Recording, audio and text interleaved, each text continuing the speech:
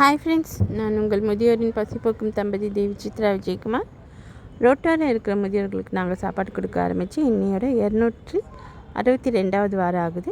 இன்றைக்கி என்ன சமையல் செஞ்சுருக்கோன்னா, ப்ளைன் பிரியாணி, மிக்சர்,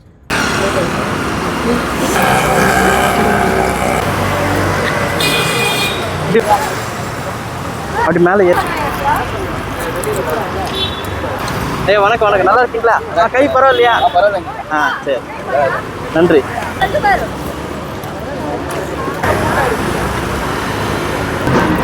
நன்றி. நம்மளுக்கு சங்கடமா இருக்கு. சிவா சிவாய். நன்றி.